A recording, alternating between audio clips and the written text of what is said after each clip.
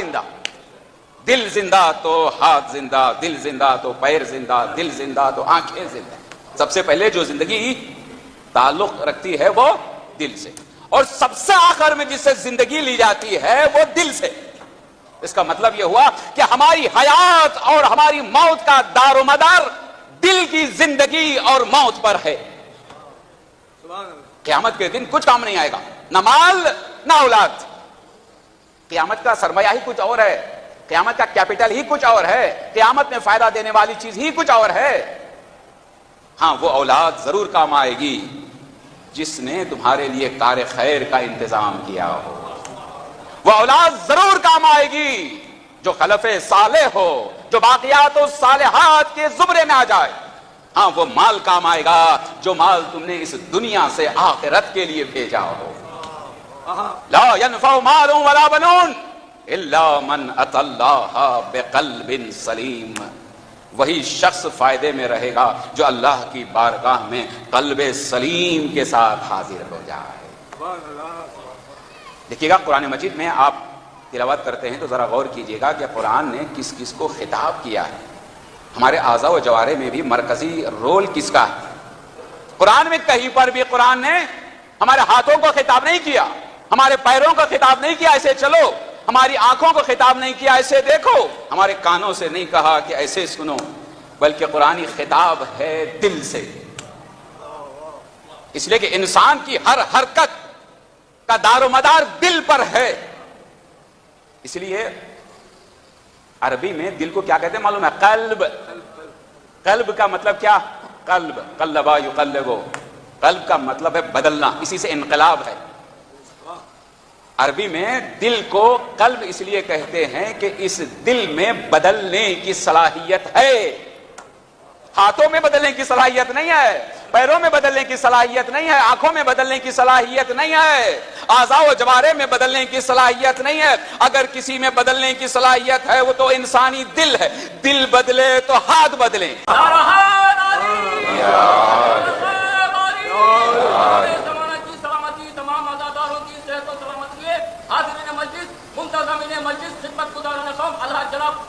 ظفر مسائل کی مغفرت کے لیے، ان کے سبھی فرزندان کی صحت و سلامتی کے لیے، تمام مرحومین کی مغفرت کے لیے، ذاکر علیہ بھائی جناب ابو طالب رحمتی کی صحت و سلامتی کے لیے. اس وجہ سے یہ فرق ہے. یہ فرق جو لوگوں میں ہے شکل و صورت کی وجہ سے نہیں ہے. اس کی شکل الگ ہے، اس کی شکل الگ ہے، اس کی صورت الگ ہے، اس کی صورت الگ ہے. قد و قامت کے اعتبار سے بھی فرق نہیں ہے، رنگوں کے اعتبار سے بھی فرق نہیں ہے. اس کا رنگ ایسا ہے، اس کا رنگ ایسا ہے، اس کا رنگ ایسا. اللہ جیسے دیا پوچھا جائے گا تمہارے اخلاق کے بارے میں، تمہارا رویہ کیسا تھا. تو اس کا دار و مدار، اخلاق کا دار و مدار بھی دل. قرآن مجید میں 100 سے زیادہ مقامات پر یہ قلب کا تذکرہ ہوا ہے. تو بہت اہم چیز ہے قلب.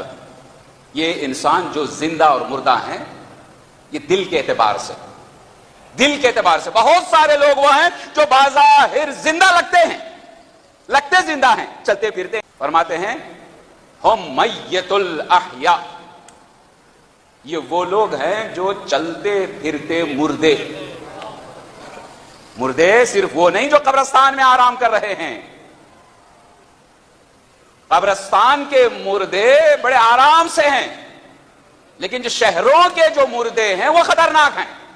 بعض لوگ جو قبرستان سے ڈرتے، موت سے ڈرتے، سارا جی فتن بین اہلے واسلموہ الی عملے. جب انسان گھر میں مر جاتا ہے نا تو اپنے گھر ہی میں وہ بیگانہ ہو جاتا ہے، گھر میں غیر ہو جاتا ہے، اجنبی ہو جاتا ہے.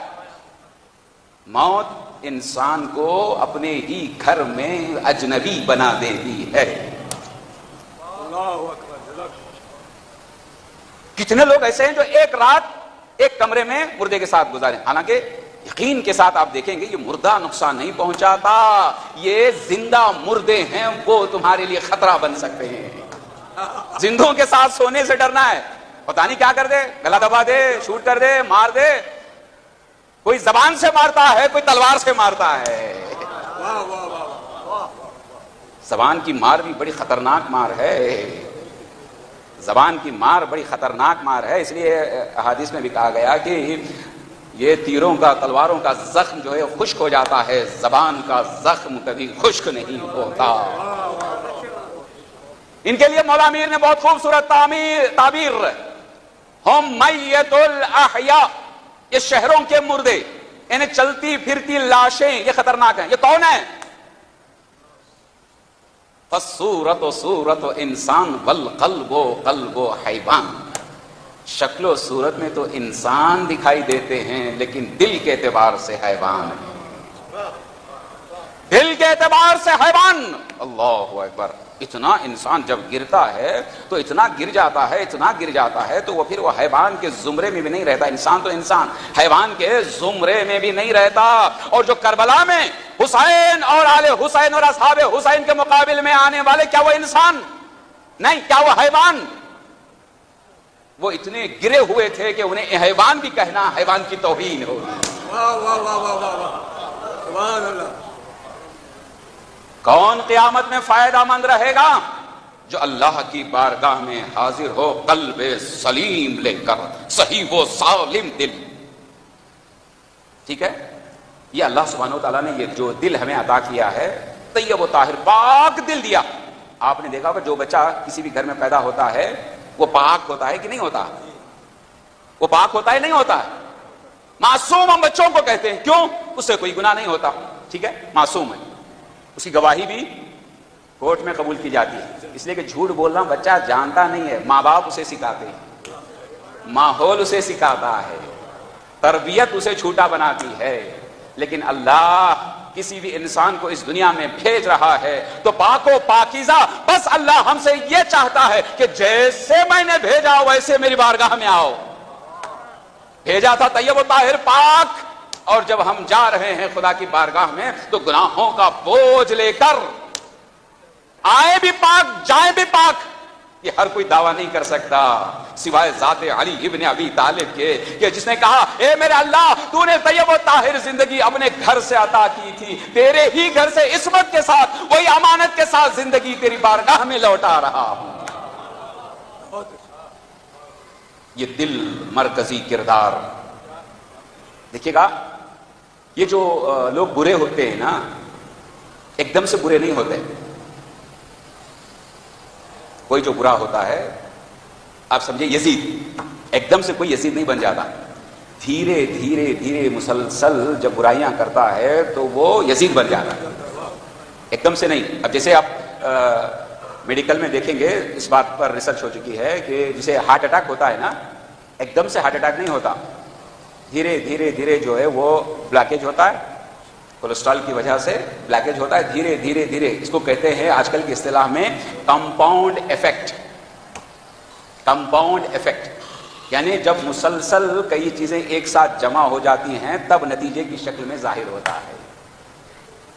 ایک دم سے کوئی یزید نہیں بن جاتا، بہت بڑا ظالم نہیں بن جاتا. مسلسل گناہ پہ گناہ، برائیوں پہ برائیاں کرتا ہے تو یزید کی شکل میں مردود ظاہر ہوتا ہے. اسی طرح سے نیک بننے کے لیے بھی ایک دن کا کام نہیں ہے.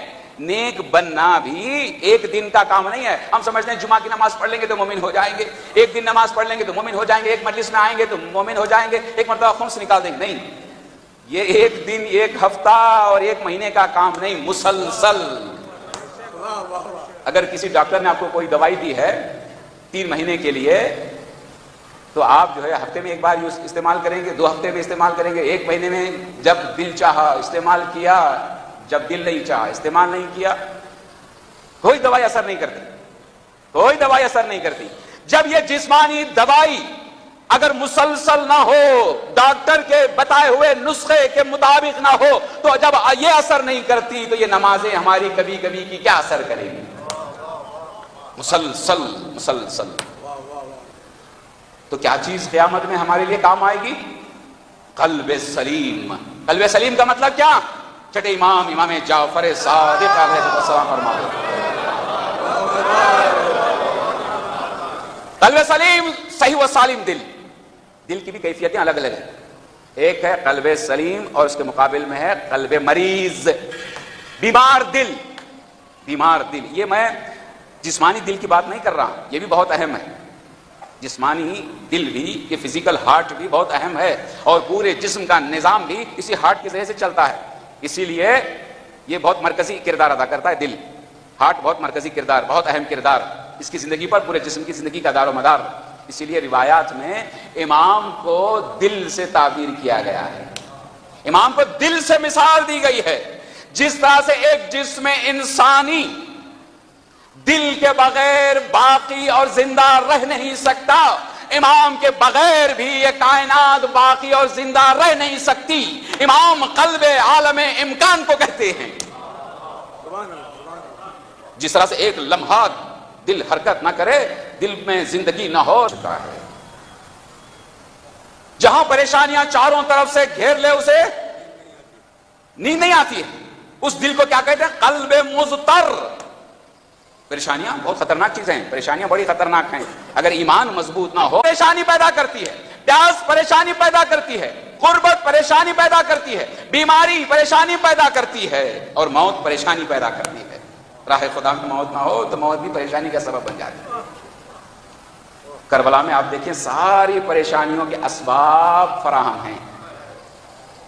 ساری پریشانیاں آپ کو بظاہر نظر آتی ہیں. بھوک بھی ہے، 3 دن کے بھوکے بھی ہیں اور پیاسے بھی ہیں. پیاس بھی ہے، غربت بھی ہے، شہر سے دور ہیں، وطن سے دور ہیں، اور چاروں طرف سے ظالموں نے گھیراؤ بھی کر لیا ہے. سارے اسباب اضطراب پریشانیاں نظر آ رہی ہیں، لیکن اس کے باوجود بھی امام حسین کے قریبی ساتھی نافع بن ہلال کہتے ہیں کہ جیسے جیسے عاشور کا دن ڈھلتا جاتا تھا، میں امام حسین کے چہرے اقدس میں اطمینان کے آثار دیکھ رہا تھا. بھوک ہے، پیاس ہے، غربت ہے، موت کا سامنا ہے. ساتھیوں نے ساتھ چھوڑ دیا ہے، سب لوگ دشمن ہو چکے ہیں، لیکن اطمینان کے آثار جیسے جیسے عصر عاشور قریب آتا جا رہا تھا، حسین کا چہرہ نورانی نظر آتا جا رہا تھا. اطمینان چہرے پر. اللہ